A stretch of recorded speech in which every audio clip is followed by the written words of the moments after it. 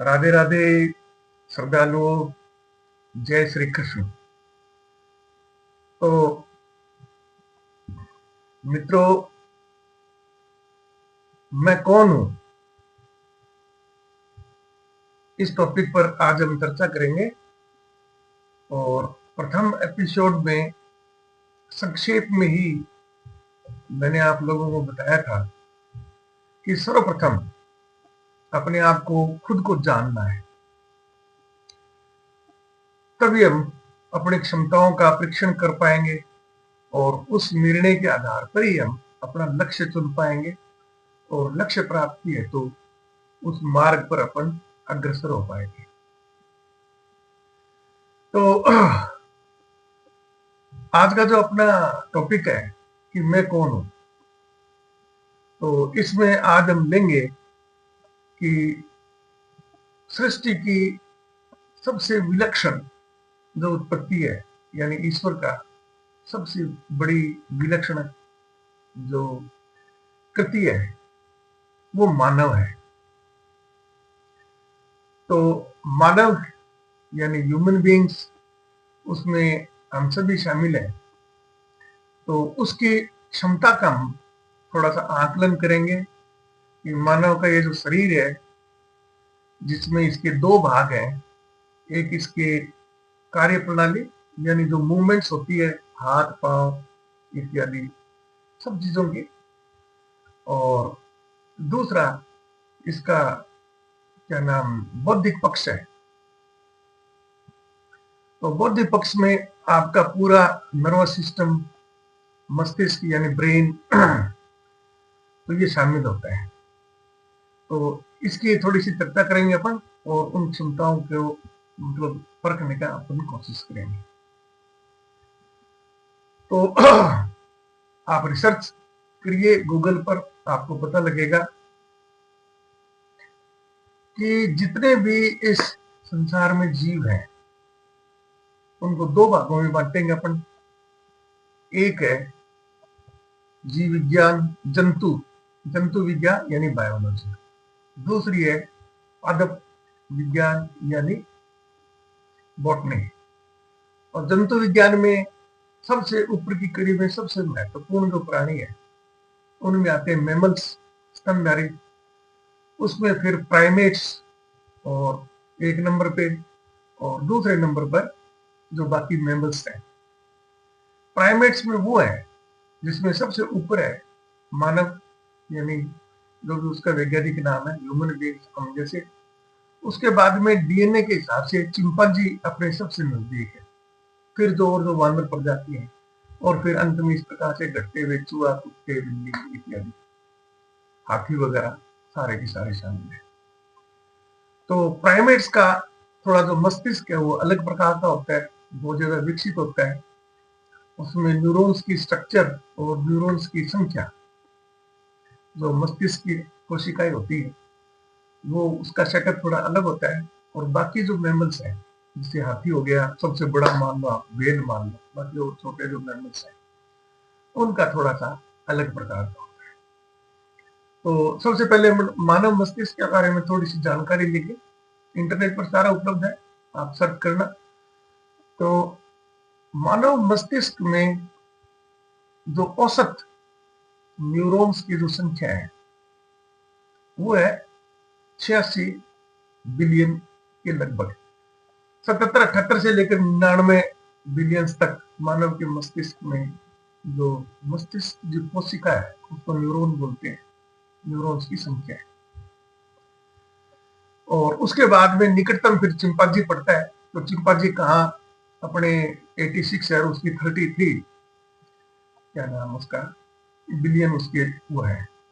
और बाकी non primates में जो जीव जंतु है, मैमल्स वगैरह, और आप छोटे देखे तो केंचुआ जैसे कि उसमें करीब 350 न्यूरॉन्स के बराबर।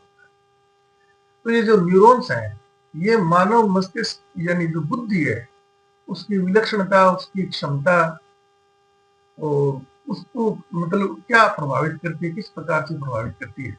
तो अपन यहाँ पर केवल मानव मस्तिष्क की बात, बाकी कोई नजदीक ही नहीं है।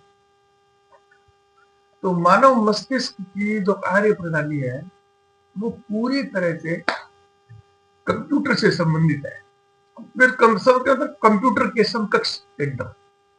कंप्यूटर का आजकल सभी को ज्ञान है, जो मोबाइल हाथ में रखते हैं वो सब परिचित है, इंटरनेट से जान जाते हैं कंप्यूटर के क्या क्या पार्ट्स हैं, उसके हार्डवेयर है, सॉफ्टवेयर है इत्यादि। तो कंप्यूटर के मुख्य रूप से अपन 3 भाग मान सकते हैं।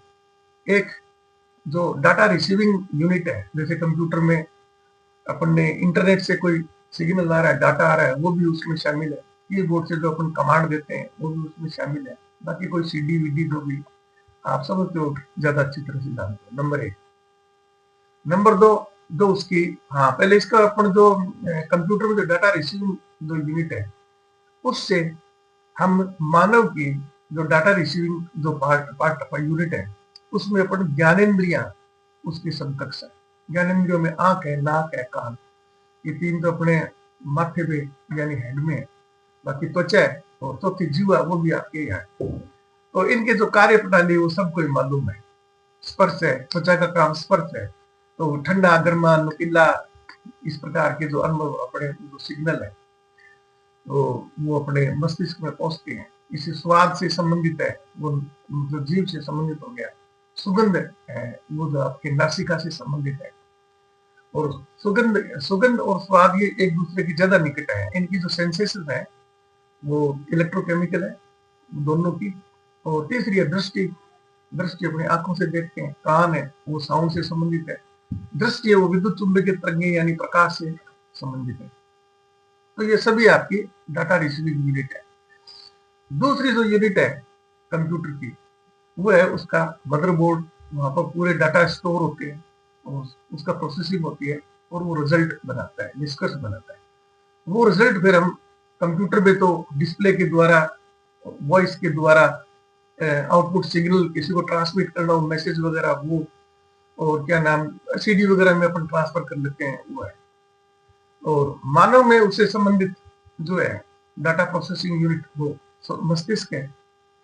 और उसके बाद में जो रिजल्ट है वो मुंह के द्वारा बोल के या प्रतिक्रिया के द्वारा या हाथ से कुछ लिख के या हाथ से पैरों से कुछ काम करके उसकी प्रतिक्रिया व्यक्त करते हैं। तो बिल्कुल दोनों का एक समतुल्य है। तो जो मैंने बात की थी कि मानव के मस्तिष्क में 86 बिलियन जो न्यूरॉन्स हैं, उनका उनका क्या महत्व है। तो कंप्यूटर में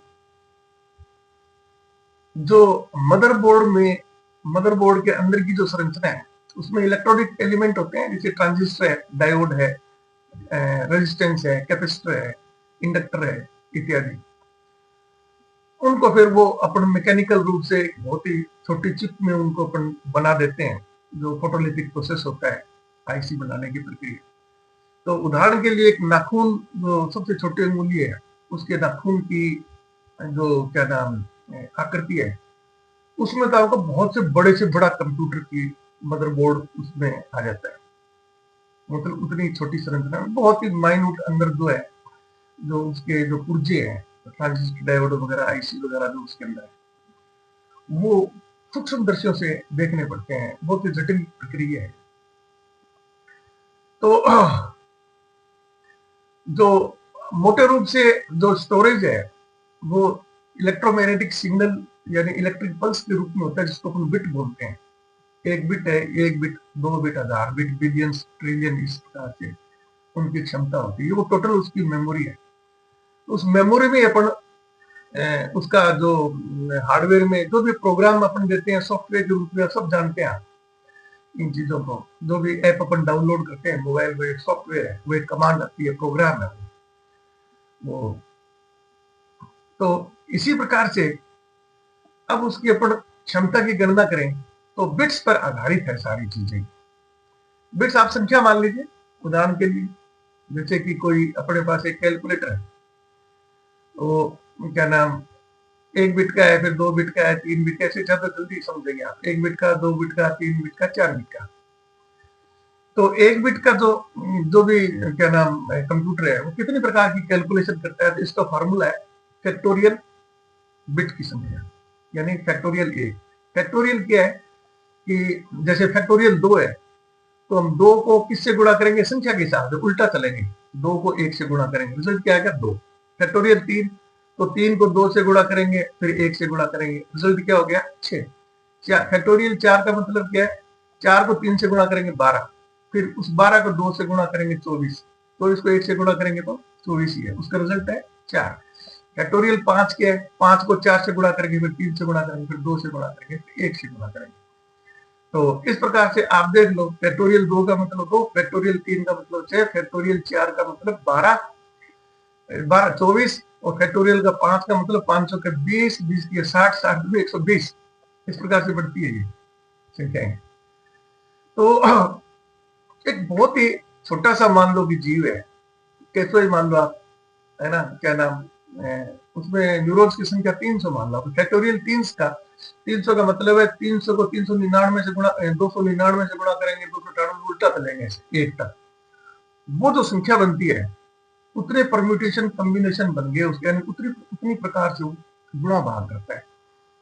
तो उसी पर ही कंप्यूटर की स्पीड वगैरह, उसकी कैपेसिटी, जीबी फीबी जो भी आप समझ रहे हो कंप्यूटर की भाषा में, वो सारी उसी चीज पर निर्भर करती है। अब मानव मस्तिष्क में जो बिट स्टोरेज करने की जो क्षमता है ना, एक बिट है, वो आप एक न्यूरॉन मान लो।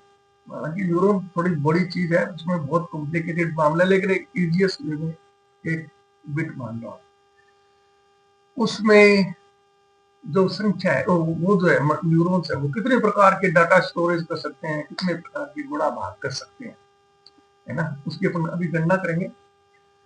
और अब कंप्यूटर में चलो आप, जो जो कि लोगों ने टेक्नोलॉजी के द्वारा डेवलप की है, तो दुनिया में सबसे स्ट्रॉन्गेस्ट यानी सबसे एफिशिएंट जो कंप्यूटर है, सुपर कंप्यूटर इसको बोलते हैं, उसका नाम है EI कैपिटल। और वो क्या नाम, अमेरिका में उनका एक रिसर्च इंस्टीट्यूट है, national nuclear national nuclear security agency या एडमिनिस्ट्रेशन। तो वो एक उनकी ऑर्गेनाइजेशन है जो कि न्यूक्लियर साइंस से संबंधित जो भी रिसर्च हो रहे हैं उनके डाटा प्रोटेक्ट करने के लिए, है ना, उस सुपर कंप्यूटर को उसकी सुरक्षा के लिए लगाया गया है। और ये जो ऑर्गेनाइजेशन अमेरिका की, आप इतनी महत्वपूर्ण मान सकते हैं कि अमेरिकन जो बैंकिंग सिस्टम में जो सुपर कंप्यूटर लगा रखा है साइबर अटैक से बचने के लिए, है ना, वो भी उससे कम है। तो उनके लिए न्यूक्लियर साइंस की जो डेवलपमेंट है, डाटा है, वो उनके लिए ज्यादा महत्वपूर्ण है बजाय इसके जो बैंकिंग सिस्टम है। बैंकिंग सिस्टम में तो कोई फ्रॉड होएगा, कोई कुछ करप्शन होएगी या कुछ है, तो कुछ हजारों लाखों बिलियंस ट्रिलियंस डॉलर तक गड़बड़ हो सकती है। लेकिन जो रिसर्च के डाटा है वो अगर लीक हो गए तो पूरी मतलब क्या की क्या पहुंच सकती है। आप न्यूक्लियर साइंस समझते हो, बहुत ही इंपॉर्टेंट, एटम बम, परमाणु बम, ये सारे उसी पर ही आधारित होते हैं, टोटल चीज है। तो आप इंटरनेट पे उसकी सर्च करना कि उसकी कैपेसिटी क्या है, कितने बिट का है वो, और जो भी इंटरनेट की कंप्यूटर की भाषा में उसकी जो पावर वो बताएंगे। अब अपने मानव मस्तिष्क की बात करते हैं। मानव मस्तिष्क में 86 बिलियन, 1 बिलियन 1 अरब होता है, 100 करोड़ 1 अरब होता है। तो संख्या में इसको लिखेंगे तो 86 इंटू 10⁹9, 10 की पावर 9, यानी 86 का आगे 9 बिंदियां लगे तब वो 86 बिलियन बनता है। अब मानव मस्तिष्क की गणनाएं करने के लिए वो कितनी प्रकार की कैलकुलेशन कर सकता है, कितने स्टोरेज कर सकता है, कितने प्रकार के निर्णय ले सकता है, सब AI जितने भी आपके जो सॉफ्टवेयर टेक्नोलॉजी है उसके सामने बहुत ही छोटे हैं। क्योंकि इसके फैक्टोरियल का जब आप मान निकालेंगे ना, तो मैं आपको मोटा एक छोटा सा बता देता हूँ। 1 अरब से 1 अरब को गुणा करेंगे उससे एक ही छोटी राशि, यानी 99,99,99,999, फिर इस प्रकार से गुणा करते करते करते एक तक जाएंगे और फिर उसका रिजल्ट अपने देखेंगे। तो ये बनता है लगभग 10 की पावर 8 अरब, 10 के ऊपर बिंदियां लगाते जाओ 8 अरब तक। मतलब आप ये कह सकते हो कि असीमित असीमित असीमित असीमित, मोटे रूप से आप ये कह सकते हो कि एक केचुए का जो मस्तिष्क काम कर सकता है ना, वो उस सुपर कंप्यूटर से भी ज्यादा क्षमता रखता है। कौन से AI कैप्टन जुलाई, समझ गए? तो नंबर एक, तो आपका मस्तिष्क क्या कर सकता है? आप मोटे रूप से कह सकते हो कुछ भी कर सकते हैं, सब फेल इसके आगे। लेकिन आपको दैनिक जीवन में आपकी क्षमता महसूस नहीं होती, आप किसी का नाम भूल जाते हो, आपको पढ़ाई वो सही ढंग से याद नहीं रहती, वो नहीं रहती, वो ऐसा सारा दिमाग का ही काम। तो कंप्यूटर का जो इंटरनल स्ट्रक्चर है, मेन पार्ट उसका हार्डवेयर है। हार्डवेयर मतलब लोहे की जो चीज बड़ी होती है, प्लास्टिक की चीज बड़ी होती है, इस प्रकार से उसका आपने एक बार डिजाइन कर दो, जल्दी से उसमें परिवर्तन नहीं होता, ठीक है ना? वो एक निर्जीव यानी एक मशीनी पार्ट है। और मानव का जो मस्तिष्क है वो एक जैविक इकाई है, जैविक यूनिट है। तो जैविक यूनिट तो अपन सब समझते हैं, उसको भोजन के लिए भी चाहिए, है ना, उसको थकान भी महसूस होती है, वो सारी चीजें हैं। तो मानव मस्तिष्क की जो बोलना वगैरह आपको जो थोड़ा सा लगता है भाई गड़बड़ हो रही है, उसका कारण ये है। अब उसको सुधारने के लिए आपको क्या करना है, उसकी बेसिक आपको समझनी है, फिर आप प्रैक्टिस करते हो तो असीमित क्षमताओं तक आपका मानव मस्तिष्क आपकी जो इंद्रिया है वो असीमित क्षमता तक वो प्रोग्रेस कर सकती है, वो आप उसको डेवलप कर सकते हो, कुछ कुछ करने की जरूरत नहीं है। तो उदाहरण के लिए जैसे क्या नाम है, मानव मस्तिष्क है बिल्कुल।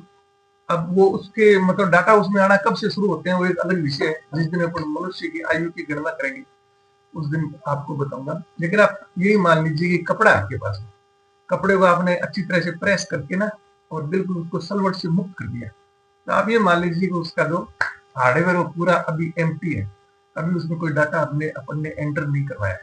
हालांकि क्षमता उसकी है लेकिन डाटा नहीं दिया उसको हमने। फिर उस पर अपन ने एक सलवट डाली, हाथ से डालो सलवट, खोल दो, फिर दूसरी सलवट आपने डाली, फिर खोल दो, फिर जोर से थोड़ी सलवट करो, फिर तीसरी और सब, फिर एक बार आप उसको करके ऊपर से प्रेस कर दो। जब आप प्रेस करेंगे तो बाकी पहले वाली सलवटें कुछ गायब हो जाएंगी, कुछ धुंधली सी दिखाई देंगी, और जो प्रेस वाली है वो आपकी गहरी लकीर रहेगी, वो जल्दी से हिलेगी नहीं वो। तो मानव मस्तिष्क में जो डाटा अपन स्टोर करते हैं, जो प्रोसेसिंग अपन करते हैं, उसमें मेमोरी वगैरह अपने जो निर्णय वो सारे शामिल हैं। आज आपने प्रेस कर दी कपड़े के, समय के साथ में धीरे धीरे धीरे उसकी सलवट है वो धुंधली पड़नी शुरू हो जाती है, और धुंधली नहीं पड़ेगी तो अन्य किसी कारण से किसी ने हाथ लगा दिया तो वो उसमें सलवट एक्स्ट्रा आ गई, और किसी कारण से। तो अपने मानव मस्तिष्क में डाटा एंटर करते रहे। आज मान लो कि पढ़ाई की कोई चीज आपने याद की, साथ में आप फिल्म भी देखा है, अब वो पढ़ाई वाली भी सूचना आपके दिमाग में सुरक्षित है, वो फिल्म वाली भी और घुस गई, तो वो अंदर ही अंदर क्या है कि दोनों का घालमेल हो गया। तो जो क्या नाम है, कंप्यूटर में जो वायरस आते हैं, कंप्यूटर का जो सॉफ्टवेयर करप्ट होता है, ये रात दिन की प्रॉब्लम अपन एप्स वगैरह में देखते हैं, अपडेट करते रहते हैं, दोबारा रीलोड करने की वो बिल्कुल सेम प्रक्रिया है। तो मानव मस्तिष्क इस प्रकार से काम करता है। अब उदाहरण के लिए एक मान लीजिए कि आपको अपनी मेमोरी बढ़ानी है, आप स्टूडेंट है, आपको अपनी मेमोरी बढ़ानी है, और आप चाहते हैं भाई जो बुक है वो किसी टीचर का आपने लेक्चर सुना और एक बार में चाहते हैं कि वो मुझे याद हो जाए, और आपने कोई बुक पढ़ी एक बार में आप चाहते हैं मेरे को याद हो जाए, और भी कोई चीज आप मेमोराइज करना चाहते हैं, है ना, कोई लिस्ट है, कोई कैटलॉग है, और तो वो जो डाटा इनपुट आपके आ रहे हैं, जो सूचना आपके पास आ रही है, वो इस बात पर निर्भर करती है कि आप उसको कितना स्ट्रांगली एक्सेप्ट करने के लिए आपका जो एंटीना है, जो रिसीविंग जो आपका पार्ट है बॉडी का, वो उसको रिसीव कर सके। तो उसके लिए अटेंशन सबसे ज्यादा जरूरी है, पूरा आपका अटेंशन। अब अटेंशन क्या है कि जो रुचिकर कार्य होते हैं ना अपने मन पसंद का, उसमें अपनी ज्यादा अटेंशन होती है। तो मैं तो जब टीचिंग करता था और अभी भी व्याख्यान वगैरह देता हूँ, तो मैं इस बात को तो मैं सभी बच्चों को बोलता हूँ मैं कि भाई भगवान ने ना सबको बराबर दिमाग बना के भेजा है, सबका, सबके मस्तिष्क में एवरेज रूप से 86 बिलियन न्यूरॉन्स हैं। लेकिन कुछ बच्चे बहुत होशियार होते हैं, अमूमन वो आगे बैठते हैं, कुछ बच्चे वो थोड़े कमजोर होते हैं, वो पीछे बैठते हैं। तो इसका मतलब ये नहीं है कि उनके पीछे वालों की बौद्धिक क्षमता ज्यादा है और आगे वालों की बौद्धिक क्षमता ज्यादा है। पीछे वाला आगे वाला जो बच्चा है ना, वो एक टारगेट लेके चला है, उसकी एक अटेंशन है, तो वो कक्षा में क्या है कि पूरा टीचर की तरफ पूरा एकदम जितनी डेप्थ से वो ध्यान दे सकता है, कंसंट्रेट कर सकता है, उतना कंसंट्रेट करता है वो पूरा ध्यान से, मनोयोग से। और जो पीछे वाला बच्चा है तो वो कभी खिड़की से बाहर देखेगा तो एक एक्स्ट्रा उसके अंदर वो दिमाग में सूचना आ गई, वो उसके दिमाग को करप्ट करेगी। कभी वो ऐसे ख्यालों में खो जाता है, कोई पुरानी फिल्म देखी है, उसके सीन उसके दिमाग में, वो वट एवर इट इज, तो वो एक्स्ट्रा डाटा लेता है, उस तरफ जो मेन डाटा है उसकी तरफ वो प्रेस करके वो मतलब सलवट मजबूत नहीं डालना चाह रहा, खुद ही नहीं चाह रहा, तो उसके जो रिजल्ट है वो कैलकुलेशन है वो सारी उसी प्रकार से। तो इस प्रकार से आप प्रैक्टिस कीजिए, जो भी आपका भी कार्य क्षेत्र है ना, आपका बिजनेस है तो बिजनेस में इंटरेस्ट लीजिए, अभी आपकी पढ़ाई है तो पढ़ाई में आप इंटरेस्ट लीजिए, और क्या नाम जो भी आपकी स्थिति है उसमें आप पूरा इंटरेस्ट ले, तो आप उसी प्रकार से ही उन सूचनाओं को ग्रहण करेंगे और अपने दिमाग का उसी प्रकार से उपयोग करेंगे। बहुत दुनिया में एक से एक बढ़कर उदाहरण भरे पड़े हैं उन चीजों के, है ना। अब एक वो लाला हरदयाल थे या कुछ इस प्रकार से अपने महापुरुष थे, तो उनके बारे में वो है कि जो क्या नाम किसके बारे में, ये सुभाष चंद्र बोस के बारे में कोई भी मान लीजिए आप, तो उनके बारे में ये है कि वो 200-250 पेज की जो बुक है उसको एक बार ऐसे पढ़ते थे और बुक बंद कर दी, आप पेज नंबर बोलो पूरा उस पेज पर, या जो उसकी मेमोरी में बोल देते थे, उल्टा बोल देते थे कि जी उल्टा 99 पढ़ी है, उसके बाद 96 पढ़ी है, दोनों तरफ से। और भी दुनिया भर के उदाहरण है। शकुंतला देवी का नाम आपने सुना होगा, ग्रेट मैथमेटिशियन।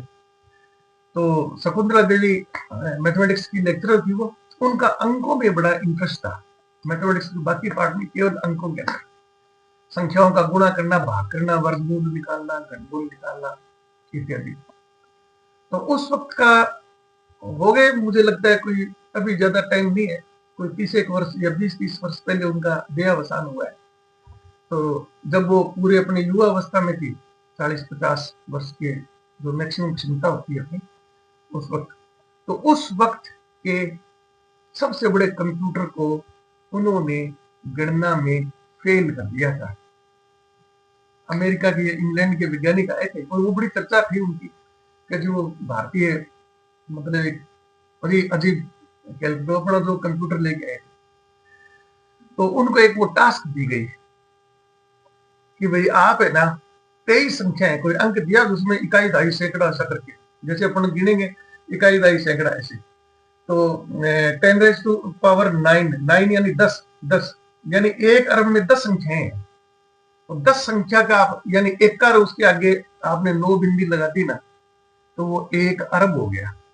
ऐसे 23 संख्या, तो अरबों खरबों खरबों संख्या उन्होंने क्या नाम है बोर्ड पे बोले जी ये संख्या है, लिख दी बोर्ड पे, बोले जी आप है ना अब इसका क्या नाम है 9वां या 10वां रूट निकालना है, जैसे स्क्वायर रूट है ना और क्यूबिक रूट है, स्क्वायर रूट वर्गमूल जिसको बोलते हैं, वर्गमूल है वो दूसरा उसका रूट होता है, घनमूल वो तीसरा, ऐसे 9वां या 10वां, बोले जी वो आप मूल इसकी गणना करो।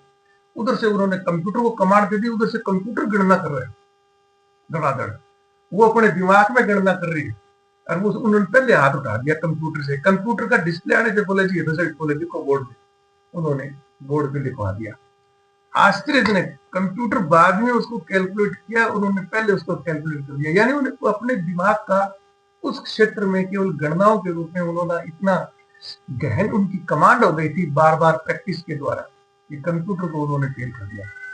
और भी दुनिया भर की इस प्रकार से। तो मेरा कहने का मतलब है पहले आप अपनी क्षमता देखो, आपका इंटरेस्ट किस चीज में, तो दिमाग का उसी प्रकार से ही क्या नाम ध्यान आपको केंद्रित करना है, अटेंशन उसी, जब जितनी ज्यादा आपकी अटेंशन होगी उतना ही स्ट्रॉन्ग सिग्नल आपके दिमाग को जाएगा अंदर, जो आपकी ज्ञानेन्द्रियां है वो उसको एक्सेप्ट करने के लिए उतनी स्ट्रॉन्ग, मतलब उसको अलाउ करेंगे, उतना स्ट्रॉन्ग सिग्नल जाएगा। और जब वो फीडिंग हो रही है डाटा की, उस वक्त क्या है कि आपका पूरी अटेंशन, आप और कहीं ध्यान ही नहीं है, आप कक्षा में बैठे हो, पूरा ध्यान आपका टीचर की तरफ है, बाहर बच्चे शोर कर रहे हैं या कोई हवाई जहाज के ऊपर निकली है या आप खिड़की की तरफ देखते नहीं, बाहर कोई बरसात हो रही है, कोई प्रभाव नहीं पड़ता उसका। तो इसमें लक्ष्य निर्धारण और क्या नाम आत्म केंद्रित होना, अर्जुन तो इसका महाभारत में सबसे बड़ा उदाहरण है। तो द्रोणाचार्य वाली कथा तो आपको याद ही होगी, है ना। वो क्या नाम एक चिड़िया थी, द्रोणाचार्य अपनी परीक्षा ले रहे थे, जितने भी कर्ण क्या नाम वो जो भी अर्जुन के साथी थे सहपाठी, तो उन्होंने एक एक को युधिष्ठिर नकुल वगैरह सबको बुलाते रहे। बोले उस चिड़िया की ना आंख में तीर का निशाना लगाना है, लक्ष्य करना, बोले कर देंगे। बोले तुम्हें क्या दिखाई देता है? तो किसी ने कहा जी पेड़, और पेड़ के ऊपर वो डाली और वहां पर वो चिड़िया बैठी है और उसका वो आंख है। द्रोणाचार्य बोले हट जाओ साइड में हो, बारी बारी से सबको बुलाया। तो अर्जुन का नंबर आया, तो बोले अर्जुन तुम्हें क्या दिखाई देता है? बोले गुरुजी मुझे सिर्फ और सिर्फ उस चिड़िया की आंख दिखाई दे रही है। बोले पेड़ वेड़, बोले बाकी मेरे को कुछ नहीं दिखाई देता। बोले शाबाश चला तीर चले, और उन्होंने जो भी है उसका उस पक्षी की आंख में जाके तीर लगा। द्रोणाचार्य को पता था जिसकी इतनी अटेंशन है ना, सही निशाना उसी का लगेगा, बाकी तो वो चारों तरफ से सूचनाएं ले रहे, टेंशन नहीं। तो वो अर्जुन के लक्ष्य की तरह, ये तो कहावत है, अर्जुन को भी आपको शिक्षक भी आपको बोलते हैं कि अपने लक्ष्य पर अर्जुन की तरह ध्यान केंद्रित कीजिए। तो उसका मतलब यही है। अब अपन चलते हैं नंबर 2, आपकी जो ज्ञानेंद्रियां हैं। अच्छा, एक इसमें और महत्वपूर्ण चीज है कि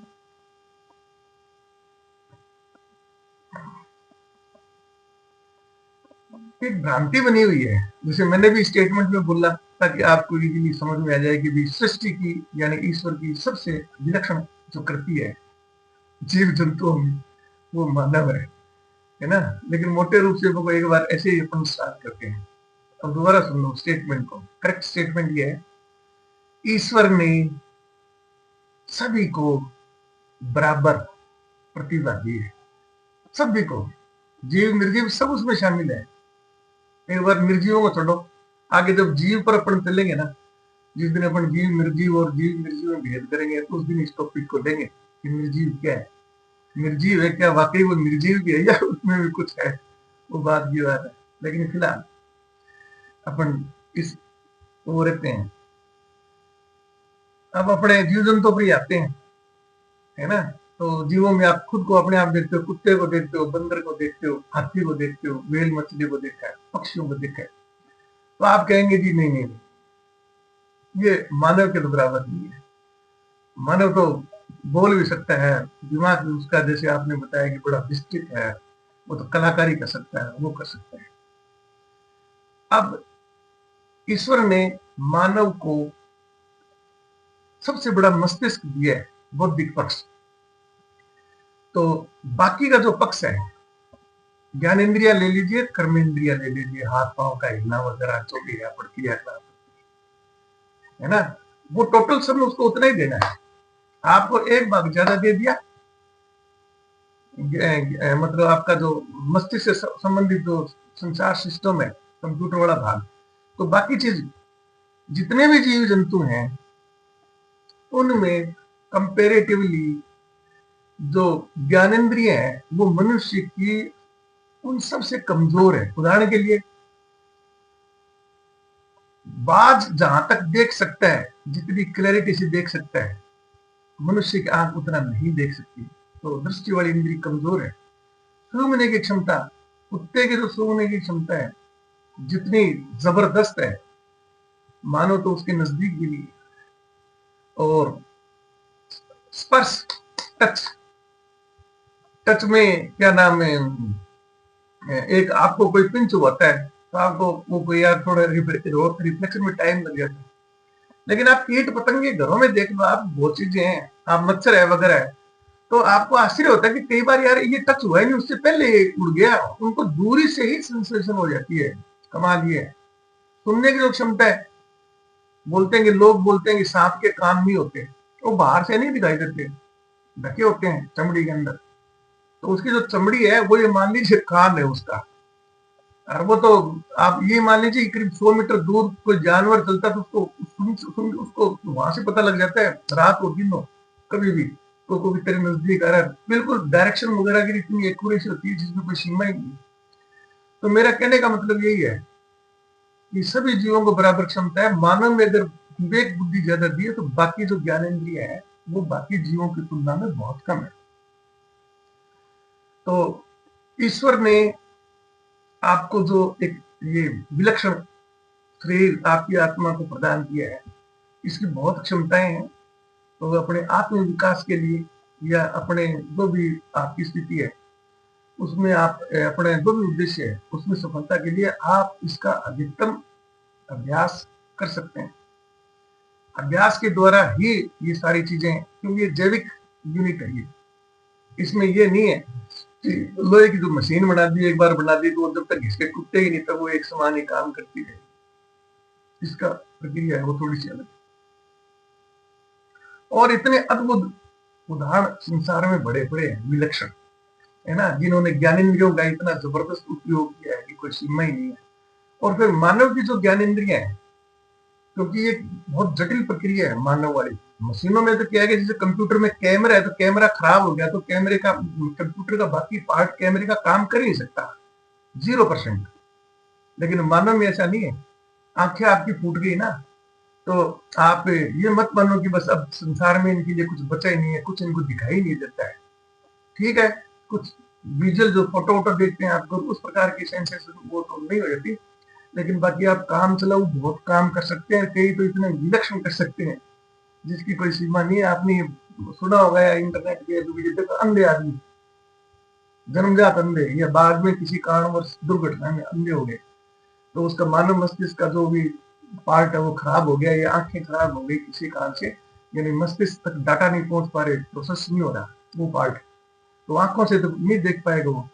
लेकिन उसकी जो स्पर्श इंद्रिय है वो अभ्यास के द्वारा वो इतनी डेवलप हो जाती है। त्वचा के द्वारा हाथ लगाया, उस पार्ट के टेम्परेचर आपको पता है ना, रंगों के हिसाब से टेम्परेचर होता है। लाल रंग का टेम्परेचर ज्यादा होगा, व्हाइट का और भी क्या नाम, तो उससे बहुत कम होएगा। जो रिफ्लेक्टिव चीज है जैसे चांदी की परत है या चांदी को, वो तो सबसे ठंडी हो जाएगी। धूप में आप बराबर चीज रख दो, सबको अलग अलग रंगों में चीजें अलग अलग गर्म होती है, तो वो टेम्परेचर वाली है ना, वो रंग पहचान देते हैं। और रंग भी बहुत से तो ऐसे हैं जो इतने उच्च स्तर तक पहचान लेते हैं कि आंखों वाले भी धोखा खा जाएंगे। वो दो बिल्कुल लगभग समान कलर के शेड वाले कपड़े या कोई इस प्रकार की वो बता देंगे कि ये वो रंग है, ये वो रंग है। एक तो हमारा तो खुद देखा हुआ, हमारे गांव में एक बुच्ची था, वो बेचारा जन्मजात ही अंधा था, तो उसका पैसा पारिवारिक था, वो जूतियां बनाता था। वो तो हाथ वाला काम तो अभ्यास के द्वारा वो लिया जूता चमड़ा, उसमें छेद निकाल दिए, उसने टंटोड़ के वो करके बाकी दूसरा, तो वो जूती बनाने के चमड़े वाली रंग पहचानता था। वो लाल रंग की बनानी है, भूरे रंग की बनानी है, पीले रंग की बनानी है, वो ऐसे वो टुकड़े पहचानता था। और भी दुनिया भर के आपको उदाहरण मिल जाएंगे इस चीज की। ये हो गया आपका स्पर्श का। स्पर्श मतलब एक आंखों का काम कर रहा है, तो वो ट्रांसफर हो जाती है इस प्रकार से।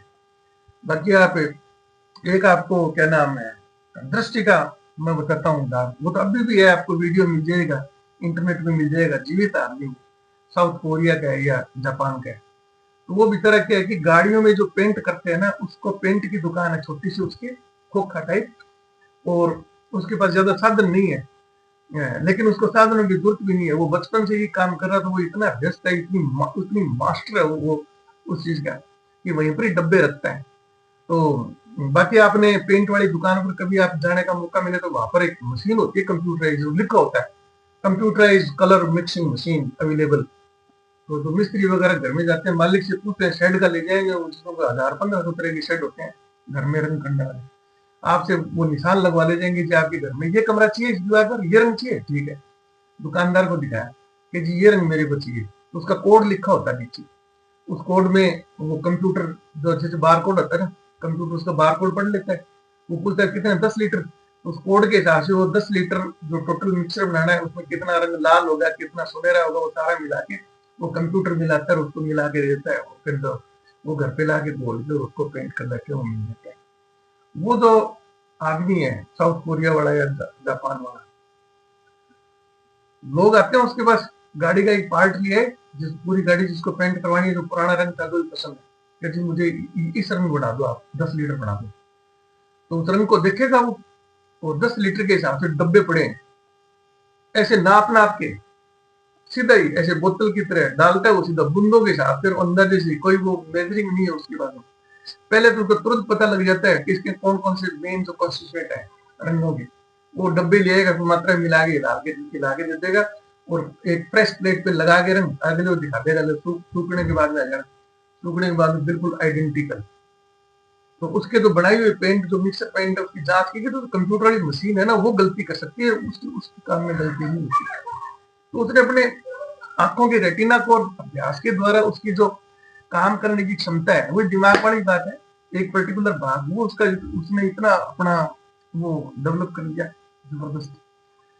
और चौथा एक बड़ी मजेदार चीज है आप लोगों के लिए और बड़ी एक आश्चर्यजनक चीजें होती हैं हिप्नोटिज्म सम्मोहन। तो सम्मोहन एक तो क्या है कि आप इसको सम्मोहन सुनते ही है हिप्नोटिज्म समझते हो जादू वादूगर उस प्रकार का वो दिखाएंगे जी वो एक बहुत व्यापक शब्द है ना। सम्मोहित हो जाना, मोहित हो जाना, क्या बोलते हैं उसको, आत्ममुग्ध हो जाना, ये जो शब्द है ना ये अलग अलग प्रकार के सम्मोहन को ही प्रदर्शित करते हैं। मंत्र मुक्त हो जाना, आत्ममुग्ध हो जाना, ये सारे हैं। उदाहरण के लिए आपने बहुत बार सुना होगा कि जी आज उस हॉल के अंदर एक सेमिनार था या एक संगीत का कोई कार्यक्रम था और वो वक्ता इतना जबरदस्त था कि लोग क्या है कुछ बोलेंगे मंत्र मुग्ध हो गए थे। मंत्र मुग्ध अमूमन किसी चीज को देखने पर वो रिफ्लेक्शन देते हैं कि वो व्याख्यान सुन के आत्ममुग्ध हो गए थे। तो उनका व्याख्यान जैसे स्वामी विवेकानंद है, स्वामी दयानंद सरस्वती, इनके बारे में प्रसिद्ध था कि जब वो आख्यान देते हुए प्रवचन करते थे लोग मंत्र मुग्ध हो जाए, अपने विश्वास मुग्ध हो जाते थे। कि सुबह यारो स्वामी जी ने शुरू किया था प्रोग्राम, तब 7 बजे थी, हल्की थी धूप थी, ठीक मौसम था। अब बाप रे 9 बज रहे हैं, धूप हो गई, पसीने आ रहे लोगों को, लेकिन उनको पता ही नहीं। ऐसे स्वामी विवेकानंद जी का एक वो वाक्य प्रचलित है, वो शिकागो में उनकी विश्व धर्म सम्मेलन में वो गए थे भारत का प्रतिनिधि बनकर। तो उनके बारे में प्रचलित था। तो अमेरिका में ये हो गया था क्या नाम कि भाई वो बड़े प्रसिद्ध स्वामी जी है, वो बड़े मतलब चमत्कारिक है वो और है पता है धिकड़ है। तो कुछ पत्रकारों ने क्या नाम बोला कि स्वामी जी आप तो सम्मोहित कर लेते हो लोगों को, है ना, वो कर लेते हो। तो बोले हाँ कर लेता हूँ। तो बोले हमें कोई दिखाओ आप, क्या नाम क्रियाकलाप दिखाओ कोई, इसका प्रत्यक्ष प्रमाण दो। स्वामी जी बोले देंगे प्रमाण। बोले अभी नहीं, बोले बाद में टाइम, मैं एक बार ये मीटिंग हो जाती है उसके बाद में बाहर निकलूंगा तो आपको प्रमाण दो। तो वो उन्होंने वो चलो बाद में देंगे, उनका उस तरफ से ध्यान अटेंशन डाइवर्ट हो गई। वो हॉल के अंदर गया तो वहां टाइम बहुत आए थे, पूरे विश्व के जो धर्माचार्य थे उपदेशक थे वहां पर आए हुए। तो स्वामी जी का जैसे टाइम था जो भी आप मान लीजिए फॉर एग्जाम्पल 20 मिनट्स, कभी एक एक वक्ता को ना 20 मिनट्स दिए जाएंगे। 20 मिनट्स होते ही जो टेबल पे बैठा है वो घंटी में रहता था, वो अपना जो भी है एक आधे मिनट में उसको कंक्लूड करके अपनी सीट तैयार करता था। तो स्वामी जी का नंबर आया तो स्वामी जी ने बोलना शुरू किया, मित्रों से उन्होंने स्टार्ट किया था और स्वामी जी बोलते गए बोलते गए। अब उनका प्रवचन इतना टॉपिक पर था, इतनी उसमें नॉलेजेबल था, और उनकी बोलने की स्टाइल और उनकी आंखों की चमक और उनका परिवेश और मतलब जिसको बॉडी लैंग्वेज बोलते हैं हर तरीके से शरीर का स्वस्थ और सारा। तो वो जो वो जो मंत्र मुग्ध बोलते हैं ना, वहां पर लोग हो गए थे आत्ममुग्ध। और जो घंटी बजाने वाला था है ना जिसको 20 मिनट में, वो भी अंतर्मुग्ध, पूरे ऑडियंस पत्रकार वगैरह सारे सब एकदम एक टक स्वामी जी से आपके मुझ की तरफ देख रहे हैं, कई तो पलके झपकड़ा बोल रहे हैं।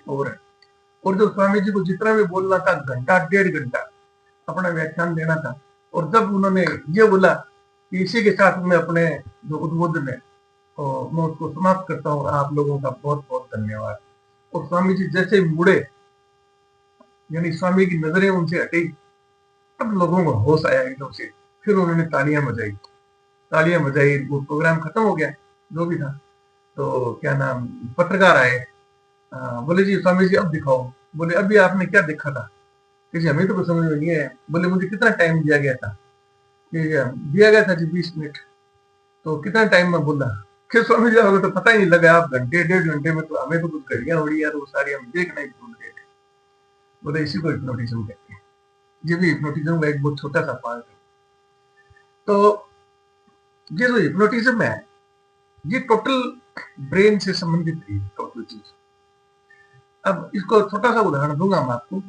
कौन हिप्नोटाइज कर सकता है, कौन हिप्नोटाइज हो सकता है ना। बहुत से लोगों को वो तो बाबा बड़ा खतरनाक है, वो तो सम्मोहित कर लेता है। कोई किसी को सम्मोहित कर भी सकता है, नहीं भी कर सकता, और कोई सम्मोहित हो भी सकता है और नहीं भी हो सकता। ये दोनों व्यक्तियों को ये मेंटल स्टेट यानी उनकी मेंटल जो पावर है, मेंटल स्टेबिलिटी है, उस पर निर्भर करता है। इसमें तीन चीजें हैं।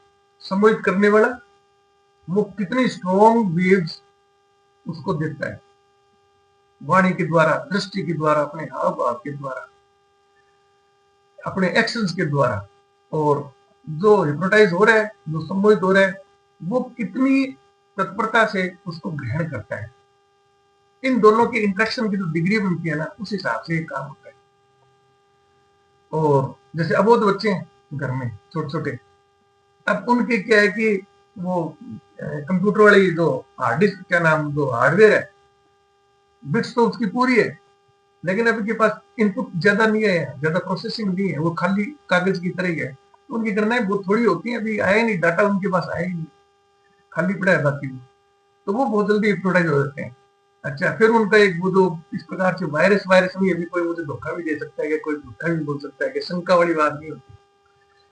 तो बच्चों को तो अपन घर में, अच्छा, बहुत अनजाने में हम हिप्नोटिज्म का यूज करते हैं दिन के अंदर, लेकिन कभी इसकी नॉलेज नहीं आती, इसको पहचान नहीं पाते।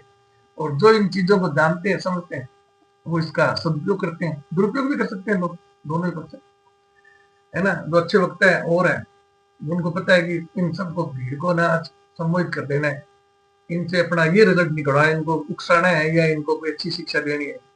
तो उनकी बोलने की स्टाइल वगैरह सारी वो उस प्रकार से, उस टाइम उसी प्रकार से बोलते हैं।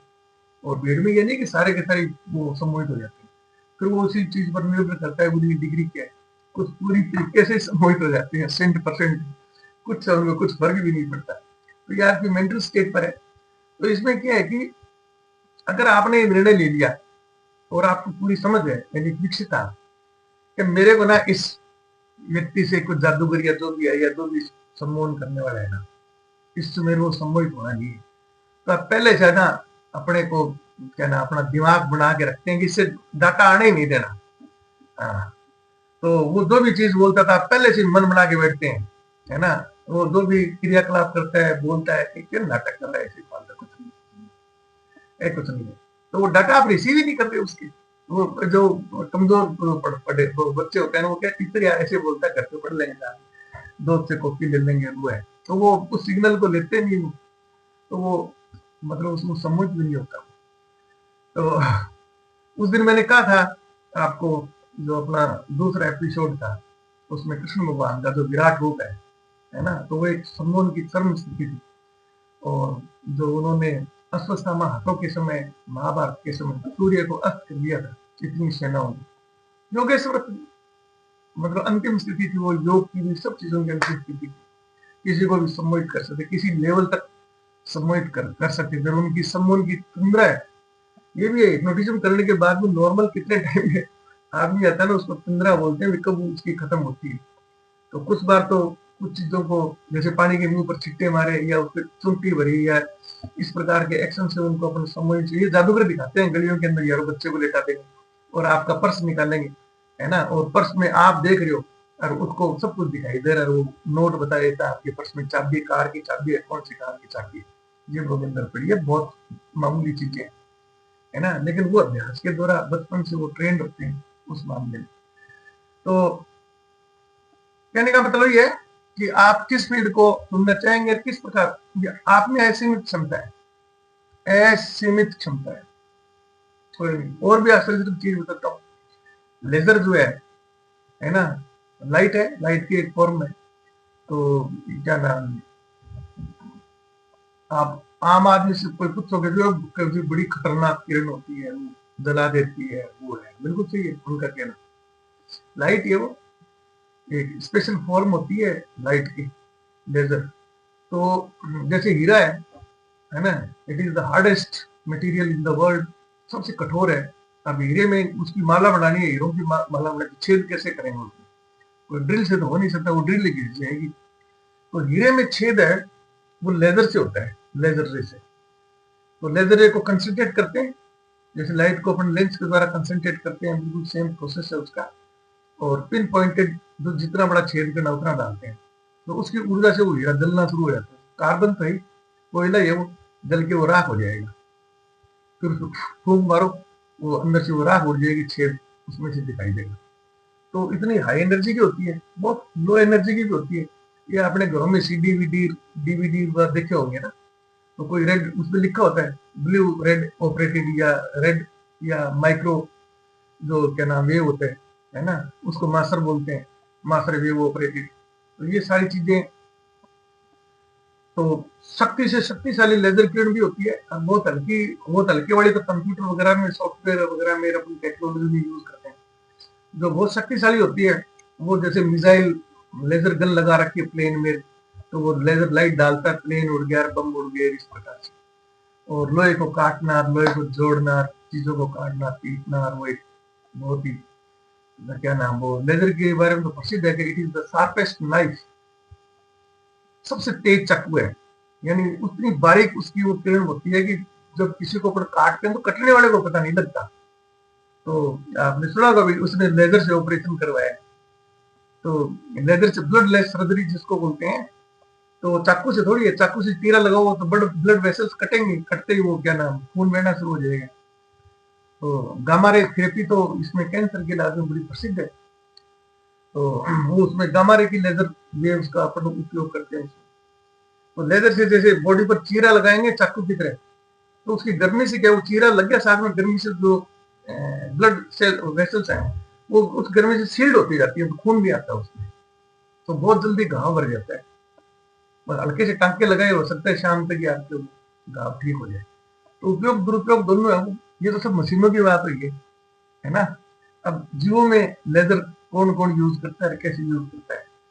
अब वो आंखों की दृष्टि से मैंने आपको बताया भी, जीवों में बहुत क्षमता है आंखों की, मनुष्य में तो उसके तुलना कुछ भी नहीं।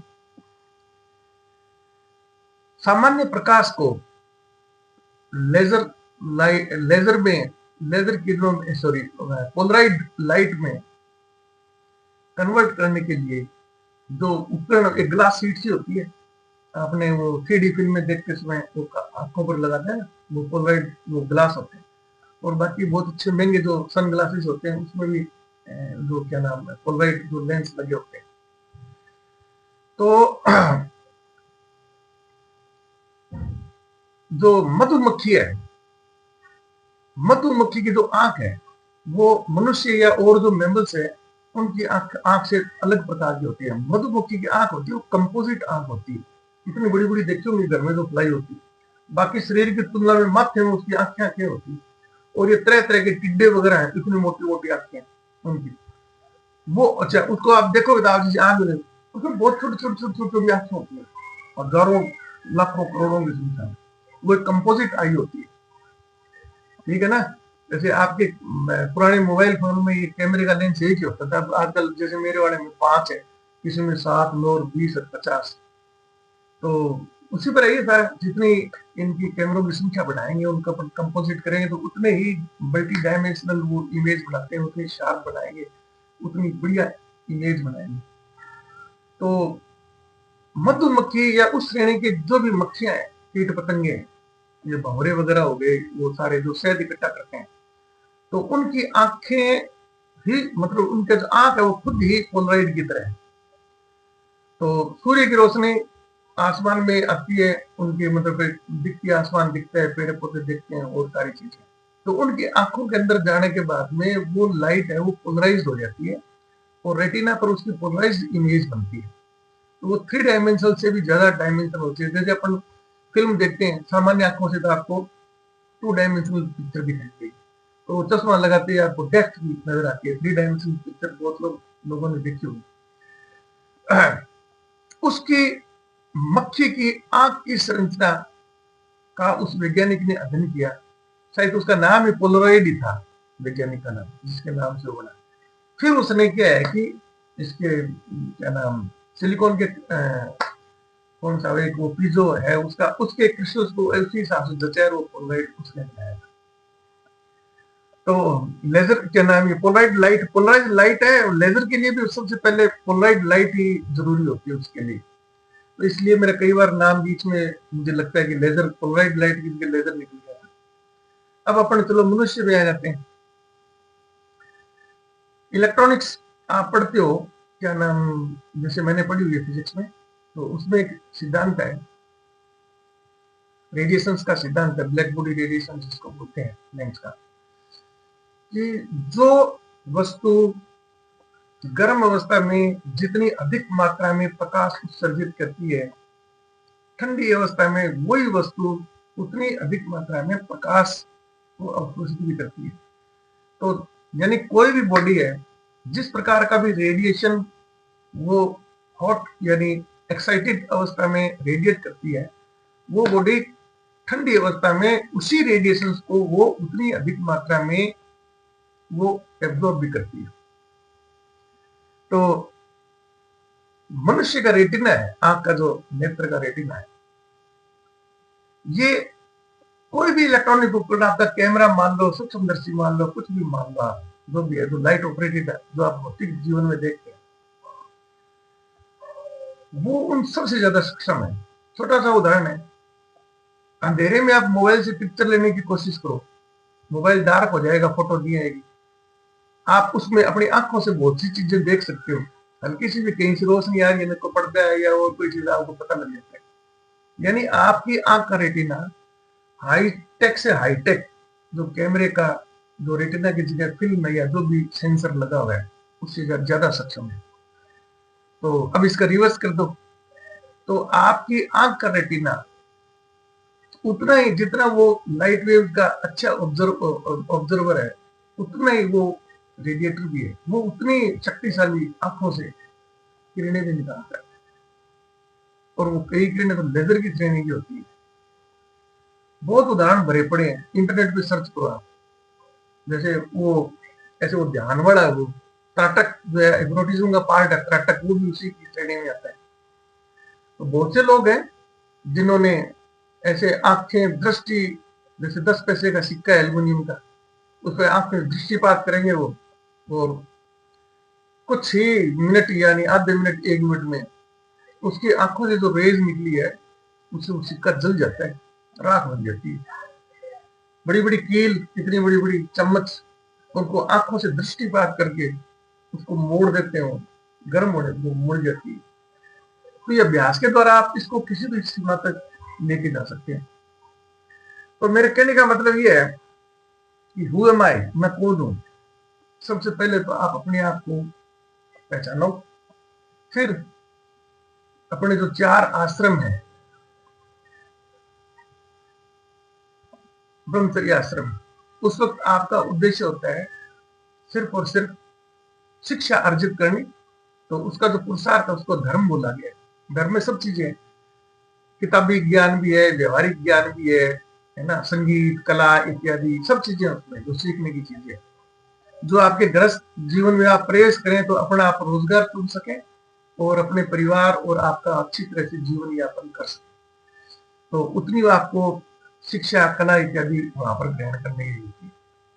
तो मेरा कहने का मतलब यही था कि जो विद्यार्थी वर्ग है वो ब्रह्मचर्य आश्रम में है तो सब पूरी अटेंशन अपने काम पर, शिक्षा अर्जन पर रखें। उस वक्त वो ना तो गृहस्थ आश्रम के बारे में सोचें, ना वो क्या नाम वानप्रस्थ आश्रम के बारे में सोचें, ना ही संन्यास आश्रम के बारे में सोचें। आदर्श जीवन वही है, जितना वो उनकी दृष्टि क्लियर होएगी। अच्छा, अब जो मैंने बोला है ना, उसको उन बच्चों को क्या फायदा। आज वो गृहस्थ क्या नाम ब्रह्मचर्य आश्रम में, तो हम तो वानप्रस्थ आश्रम की शिक्षा दे रहे हैं, उसको क्या फायदा है। उसको पता लग जाए ना अभी मेरा टाइम नहीं है, लेकिन मेरा टारगेट है ब्रह्मचर्य आश्रम के बाद मेरा टारगेट गृहस्थ आश्रम, गृहस्थ आश्रम के बाद वानप्रस्थ आश्रम, वानप्रस्थ आश्रम के बाद संन्यास आश्रम। जब उसके टारगेट लक्ष्य क्लियर है तो भटकता नहीं है वो, फिर इधर उधर उसका ध्यान डाइवर्ट नहीं होता, और वो बहुत ही अच्छा ब्रह्मचारी बनेगा, ये बहुत अच्छा विद्यार्थी। और जो क्या नाम है, गृहस्थ आश्रम में पति पत्नी है, बच्चे हैं और हैं, तो उसमें दो है, उसके बाद तो अर्थ और काम दोनों उसको प्राप्त करने, उसके पुरुषार्थ अर्थ और काम है। तो जो गृहस्थ आश्रम में प्रवेश कर रहा है व्यक्ति, महिला या पुरुष दोनों, तो सबसे पहले तो वो परिवार को पालने में सब तरीके से सक्षम होने चाहिए। और धर्म क्या है कि एक नैतिक तरीके से कर्तव्य, धर्म और कर्तव्य एक दूसरे के पूरक है, समानार्थी शब्द है, बस शब्द अलग अलग है, अलग अलग इनका संदर्भ दे सकते हैं। तो जो भी नैतिक अपने शास्त्रों में विधि विधान या नैतिकता के हिसाब से काम करने हैं, जैसे किसी व्यसन में नहीं पड़ना, अर्थ उपार्जन करना है तो किसी को धोखा नहीं देना और इत्यादि वो चीजें, उनसे अपन ईमानदारी से काम करेंगे, पूरी लगन से काम करेंगे। किसी के नौकर है तो बिल्कुल उसके नौकर की तरह उसका काम करेंगे, मालिक है तो मालिक की तरह काम करेंगे। जो भी है, ज्यादा इसमें व्याख्यान देने की जरूरत नहीं है, सब समझते हैं।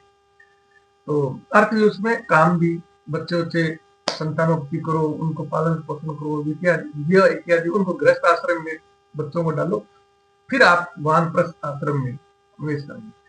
तो अब क्या है कि आधुनिक जमाने के खास ये भी कोई डेडलाइन नहीं है, 50 वर्ष 51वें वर्ष में प्रवेश करते हैं वानप्रस्थ चले जाए, कोई फर्क नहीं पड़ता, एक दो साल आगे पीछे होता रहता है।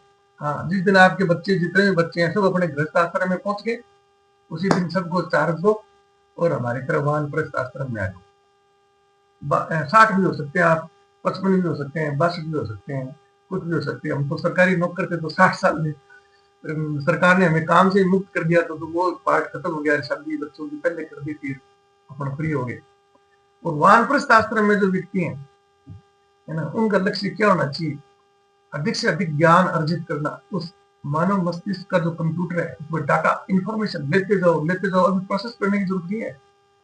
अभी आप वानप्रस्थ आश्रम में संन्यास, तभी मैं आपके सामने बैठा हूँ, अभी संन्यास आश्रम में पढ़ा वो नहीं है। मैंने आपको दूसरे एपिसोड में बताया था कि मैंने ईश्वर का साक्षात्कार किया है, आत्मसात नहीं किया। जिस दिन आत्मसात कर दूंगा उस दिन से बोलना बंद है, उस दिन ना मुझे ज्ञान की जरूरत है, ना मुझे किसी को ज्ञान देने की जरूरत है।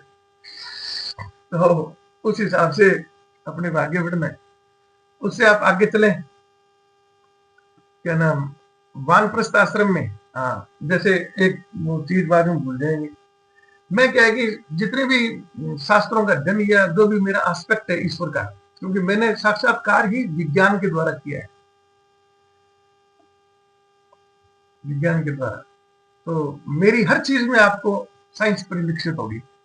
जैसे कुछ लोगों के मन में आ रहा होगा कि ये क्या बाबा जी जैसा बना बैठा है, जैसे मैंने त्रिपुंड लगा रखा है ना, तो चंदन का होता है सबसे अच्छा, वही होता है, शीतल होता है, माथे पर लगाओ आपको शीतलता प्रदान होगी इससे।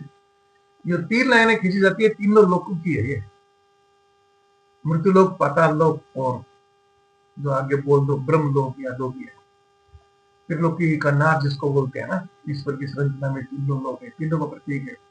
बीच में जो अपन रोड़ी का जो तिलक लगाते हैं, है ना, वो उस परमात्मा का प्रतीक है। ये सभी ज्ञान स्रोत, ज्ञान का सब प्रकार की ऊर्जाएं, सब प्रकार का उसका स्रोत है, वहीं से अपने को सारी चीजें मिलती है, सूर्य की तरह, इसको अपन तिलक रूप में लगाते हैं। तीसरी चीज आप देख रहे हो, ये जो भगवान वस्त्र है, तो ये भी बहुत साइंटिफिक है, बिल्कुल हरे पीले, और इस प्रकार से अपन बहुत गहरा लाल वगैरह, व्हाइट वगैरह, है ना, जितने भी रंग है उनमें मानव नेत्र, है ना, सबसे ज्यादा संवेदनशील जिस रंग के लिए ना, जो अपना ऑप्टिक स्पेक्ट्रम है, हाँ, बैंगनी रंग से लेकर लाल रंग तो बीच में हरे पीले सारे आ जाते हैं। वो विज्ञान में बहुत छोटी छोटी अच्छी 7वीं क्लास से आ जाता है, सातों रंग जो स्पेक्ट्रम है, उसमें मिक्सर भी बहुत है अंदर। उनमें सबसे संवेदनशील मानव नेत्र इसके प्रति होता है। नंबर 1 बहुत आकर्षक है। नंबर 2 एक बिल्कुल मॉडरेट, जो कलर है ये मॉडरेट है, ना बहुत ज्यादा गर्म होता है ये, ना बहुत ज्यादा ठंडा होता है, दोनों चीजें हैं। आप एक्सपेरिमेंट करके देख सकते हो, धूप में आप बिल्कुल व्हाइट कपड़ा रख दो, एक भगवा रख दो, एक काला रख दो, एक अलग अलग रंगों के रख दो, और बाद में आधे घंटे बाद सबके टेम्परेचर नोट करो, बिल्कुल नॉर्मल, जो मॉडरेट आइडियल जो ह्यूमन बींग्स के लिए होता है, 22, 23, 25 डिग्री सेल्सियस, इसी का ही मिलेगा। इसलिए मैं इसको यूज करता हूँ। तो ये बहुत आपके हर क्षेत्र में आपके ये चीजें काम आएंगी। अब इसमें कुछ जो अपन ने, जब तक आप वानप्रस्थ में नहीं आते हैं, वानप्रस्थ में भी काम आती है चीजें, ब्रह्मचर्य गृहस्थ आश्रम बहुत जरूरी है। एक तो आपको याद रखना है, धर्मो रक्षति रक्षते, तो ये सूत्र है मनुस्मृति का है और महाभारत में भी है। इसका अर्थ है कि धर्म की आप अगर रक्षा करते हो तो वो धर्म आपकी रक्षा करता है। आप धर्म की रक्षा नहीं करोगे तो वो धर्म ही उसका प्रतिफल है, वो ही आपको नष्ट कर देता है। अब धर्म का मतलब वो पूजा पाठ वगैरह वो नहीं है, धर्म का मतलब कर्तव्य। उदाहरण के लिए गृहस्थ जीवन में कोई व्यक्ति है और वो धनोपार्जन के लिए व्यापार करता है ना, तो उसके लिए धर्म क्या है कि व्यापारिक नियमों के हिसाब से मेरे को व्यापार करना है, सरकार का टैक्स है वो मेरे को देना है, मेरे को प्रॉफिट 2.5% है तो मेरे को 2.5% ही देना है, उससे ज्यादा मैं नहीं दूंगा। नैतिक काम करना है, चोरी नहीं करनी और नहीं करनी वो करना। तो जब तक वो अपने कर्तव्य पथ पर चलेगा ना, वो धर्म ही उसकी रक्षा करेगा। अब कोई आदमी धर्म से अधिक हो जाता है, इनकम टैक्स की चोरी कर ली या व्यापार में किसी को धोखा दे दिया, धोखे से माल ले लिया, ऐसा नहीं देता है, उधार ले लिया, वापस नहीं होता है, एक बार तो वो खुश हो जाएगा, यार मैंने पैसा ले दिया कहीं कर, वो जो उसका रिटर्न प्रतिफल है ना, वो आदमी उसी से ही वो समाप्त होता है। जिस आदमी ने लोगों को धोखा दिया है, अंत में ना वो धोखे से ही बर्बाद होता है। उसको भी कोई ना कोई गुरु मिलता है जो उसको ऐसे चपेटा चेपता है कि वो बाद में उबर ही नहीं पाता हो। दुनिया भर के उदाहरण आपको देने की जरूरत मिल जाएगी। धर्मो रक्षति रक्षत है। दूसरा वो क्या नाम, कृष्ण भगवान का कर्मण्यवाद का रस्ते महाफलेषु कदाचित्, कर्म करो, आपका कर्तव्य कर्म करना, हटना नहीं है उससे। फल कितना मिलेगा उस विधाता पर छोड़ दो, वो कितना फल देगा, वो जितना फल देगा आपको उतना उचित है आपके लिए, बिल्कुल। उससे ज्यादा भी आपके लिए अनुचित हो जाएगा, उससे कम भी आपके उचित, उसकी गणना वही कर सकता है, आप नहीं कर सकते। निष्क्रिय मत रहो। पढ़ाई करते हैं ना, तो पढ़ाई में दिमाग, एग्जाम देने के लिए ना दिमाग ऐसा होना चाहिए बच्चे का, भाई मैंने पूरा टाइम मिला है, उस टाइम का मैंने सदुपयोग कर लिया, अध्ययन कर लिया, एग्जाम देने जा रहा हूँ, एग्जाम देख के लिख के आ गया, कोई टेंशन नहीं। घर पे आने पर प्रश्न पत्र भी नहीं मिलाना चाहिए कि कितने मेरे प्रश्न गलत हुए कितने सही हुए। आपकी आशा से ज्यादा ठीक हो जाएंगे तो आप हर्षोल्लास में कई काम छोड़ देंगे, कई दिन तक नाचते रहेंगे, वो काम वहां नुकसान हो जाएगा। अगर आपकी आशा से गलत रिजल्ट निकल गया तो उस डिप्रेशन में आप कई काम होने वाले थे वो आपके खराब हो जाएंगे।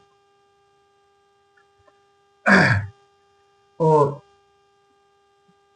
एक क्या नाम, वो ये उसका दोनों धर्मो रक्षित रक्षित में आ जाता है। कर्म फल का जो सिद्धांत है, कॉज एंड इफेक्ट, ये सृष्टि का मूल मंत्र है। किसी भी घटना का कोई न कोई कारण होता है, बगैर कारण के कोई भी घटना नहीं होती है। तो ये आगे भी काम आएगा। आगे हम इस सृष्टि की उत्पत्ति विनाश की तरफ जाएंगे ना, तब ये आपके काम आएगा। और एक क्या नाम है, ये बहुत महत्वपूर्ण है। इसके खैर आज तो इतना लंबा टॉपिक नहीं करेंगे, केवल अपने को क्षमताएं ही, मानव के शरीर की कितनी क्षमताएं हैं, आप उनको उसके किस पक्ष को अपने हित के लिए, अपने आश्रम के हिसाब से उसको उतना ही बढ़ाना चाहे आप बढ़ा सकते हैं। संन्यास आश्रम में पहुंच जाएंगे ना, तो वानप्रस्थ आश्रम में जो आपने सूचनाएं अपने कंप्यूटर में इकट्ठी की थी, वहां पर बैठ के फिर संन्यास आश्रम में भटकते नहीं लोग, क्या नाम है, ऋषियों के पास जाएंगे, सीखेंगे, वो सीखने वाला उसका चैप्टर खत्म है, फिर तो कंप्यूटर का उसका प्रोसेसिंग चलेगी, फाइनल रिजल्ट। तो वो जंगल में चले जाएंगे, वन में चले जाएंगे, कुछ लोग कुटिया बना के वहां रह जाते हैं, अपना ध्यान किया, वो ध्यान जो है ना उसका वो प्रोसेसिंग है उसके दिमाग की। कुछ गुफाओं में चले जाएंगे, वहां पर अध्ययन करेंगे वो। और जब उनका परमात्मा से आत्म साथ हो जाता है तो वैसा कुछ नहीं बचा है, उस परमात्मा में लीन हो गए पूरी तरीके से, आत्मा लीन हो गई। अब ये जो शरीर है ना, ये मलबा बचा हुआ है, कच्चा है, ये इसका कोई उपयोग नहीं है। तो इसका जो भी सृष्टि के हिसाब से है ना, सर सृष्टि के हिसाब से क्या होना चाहिए, इसके लिए जीव जीव से बोधनम ये भी एक ब्रह्म वाक्य है। संसार में जितने भी जीव हैं वो दूसरे जीवों का भक्षण करते हैं। ऐसा कोई भी जीव नहीं है जो निर्जीव चीज को खा के जिंदा रह सकता है। हाँ, टेबलेट्स वगैरह अपन लेते हैं तो एक बहुत ही छोटी किसी बीमारी के लिए, बैक्टीरिया वायरस इत्यादि को मारने के लिए होता है। वो भोजन नहीं है कि आपको वो आंतों में जाके पचता है तो फिर आपकी शरीर की जो ऊर्जा है खून बनता है या हड्डियां बनती है कुछ। तो जीव जीवस्य भोजनम, जो भी अपन अनाज वगैरह जो भी भक्षण करते हैं, फल फ्रूट इत्यादि, जो कुछ लोग मांस भी खाते हैं, मांस भक्षण उस स्थिति में बुरा नहीं है कि सर्वप्रथम तो एक आपको ये जो, क्योंकि जो मानव शरीर है ना, ये मूल रूप से बना ही शाकाहारी है। एक स्वाद के लिए अपन वो कर लेते हैं। सारे जीव नहीं है, सारे जीव जीव जीव से भोजन का मतलब ये नहीं कि सारे जीव मांस खाते हैं। पेड़ पौधे फल फ्रूट इत्यादि ये सब जीव ही है, उनका भक्षण करो आप। लेकिन मांस भी जो खाते हैं ना, चाणक्य ने साफ लिखा है कि 25 साल तक आप है ना मांस भक्षण कर सकते हैं। केवल वही व्यक्ति करें जो शरीर स्वस्थ का काम करते हैं, पहलवानी में जबरदस्त बनना है, बहुत बड़ा योद्धा बनना है, उनको युद्ध के मैदान में घमासान मचाना है, वही मांस का भक्षण करें। बाकी सबके लिए शाकाहार है। नॉन जो कॉम्बैट है, जो मतलब शस्त्रों से 7 दिन का खिलवाड़ नहीं है, उन सब के लिए मांस भक्षण बंद है, नहीं करना चाहिए। तो आप लोग देख लो अपनी इच्छा अनुसार जिस प्रकार से भी आप करना चाहें। एक सेकंड टाइम देख लेता हूँ, अपन 40 मिनट का टारगेट लिया था, कितना हो गया भाई? चलो 5 मिनट में करते हैं समाप्त। तो मुझे लगता है काफी कुछ आपके समझ में है। टारगेट निर्धारण करो, अपने लक्ष्य की तरफ ध्यान केंद्रित करो। जो भी आज की आपकी स्थिति है, इसका फायदा ही फायदा है। विद्यार्थी भी इस लेक्चर से सीख सकता है, वो बाकी ध्यान भटका के अपने पूरा अध्ययन में लगाएगा। गृहस्थी भी बाकी सब ध्यान वगैरह हटा के अपने गृहस्थ जीवन में सामंजस्य बनाकर गृहस्थ जीवन कुछ पूर्ण करें। वानप्रस्थ आश्रम वाले हमारे जैसे हैं, उनके लिए अच्छी है, नई चीज मिली है कुछ देखने के लिए। और संन्यास आश्रम वालों को तो कुछ बताने की कुछ जरूरत ही नहीं है। तो इन तीनों आश्रमों के लिए तो जो लेक्चर है मुझे लगता है अच्छा है, तभी तो मैंने कहा चलो इस पर अपन चर्चा करते हैं। और तो ईश्वर आपको प्रसन्न रखे। और आदर्श जो आशीर्वाद है भगवान का वो यही है कि सतायु सारे आश्रम से आप अनुभव दे गुजरे, और क्या नाम खुशी खुशी गुजरे, अच्छे स्वास्थ्य के साथ आपके चारों आश्रमों की यात्रा पूरी हो, और अंत में आप संन्यास आश्रम में ईश्वर के आत्मसात हो। और वानप्रस्थ आश्रम में आपको ईश्वर से साक्षात्कार हो जाता है, और संन्यास आश्रम में आप ईश्वर से आत्मसात होते हो, जिसको मोक्ष बोलते हैं। तो अभी ईश्वर से धीरे धीरे साक्षात्कार की तरफ मैं तो होता हूँ, लेकिन आप जिस भी आश्रम में उस हिसाब से आपके लिए फायदे की चीज है। और कुछ है भ्रांतियां कि वो क्या नाम संन्यास ले लिया, घर छोड़ दिया, ब्रह्मचारी रह गए हमेशा के लिए, है ना, वो सब त्रुटिपूर्ण है। ये मेरा दावा नहीं है। अब जो अपने जो अवतार है ना वैष्णव संप्रदाय में, तो 14 कला रामचंद्र जी ने कभी संन्यास नहीं लिया था। पूरा जीवन चारों आश्रम फिर स्वेच्छा अपना शरीर का त्याग किया था चारों महीने सरयू नदी में। कृष्ण भगवान बिल्कुल साक्षात सभी पोते थे कृष्ण भगवान ने, जब वो देह त्याग किया था उन्होंने, तो उनका वो जो भील थे उसके तीर से उनका वध हुआ था, पैर में लगा था। तो कर्मफल सिद्धांत को वो बिल्कुल उन्होंने प्रतिपादित किया था। कभी मैंने धर्म की रक्षा के लिए कुछ मैंने अनैतिक काम किया तो उसका फल भुगत के जाऊंगा इसी कर्म के अंदर। तो उन्होंने घटोत्कच को मरवाया था।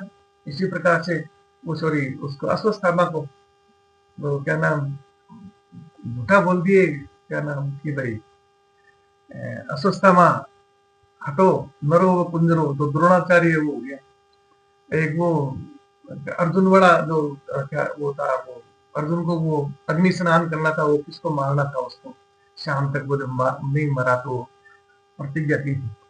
तो कृष्ण भगवान को पता था कि अर्जुन क्या नाम शाम तक ये नहीं मेरा, सूर्यास्त से पहले वो सामने वाली पार्टी का जो भी आदमी था, नाम मुझे याद नहीं आ रहा, देख लेगा, वो नहीं मेरेगा ये तो चिता जला के भस्म हो जाएगा। तो क्योंकि उसने प्रतिज्ञा कर रखी है, तो प्रतिज्ञा भी तो इस भगवान ने जैसे वो 4 साढ़े 4 बजे का सब उस टाइम अपने उन्होंने सम्मोहित कर दिया पूरी दोनों की फौजों को। और उन्होंने घोषणा करवा दी युधिष्ठिर के द्वारा, युधिष्ठिर घोषणा कर दो अश्वत्थामा तो मरो व कुंजरो। तो उसका अर्थ ये था कि भी युधिष्ठिर कह रहा है अभी अश्वत्थामा मर गया है, अब वो मानव है या कुंजर यानी हाथी है, उसके मतलब उसके आगे मतलब वो शंख बजा दिया कृष्ण भगवान ने, तो वो बात क्या है कि लोगों को सुनाई नहीं दी, जिससे सबके ये हो गया भी अश्वत्थामा मर गया, अश्वत्थामा मर गया। अश्वत्थामा मरते ही द्रोणाचार्य बेटा गुजर गया तो बड़े बड़े के हथियार घुटने टूट जाते हैं, वो हथियार छोड़ के घुटनों के बल बैठे विलाप करने लगे। उस वक्त फिर कृष्ण भगवान ने इशारा किया, अर्जुन ने फिर द्रोणाचार्य को वहां पर उसका वध किया।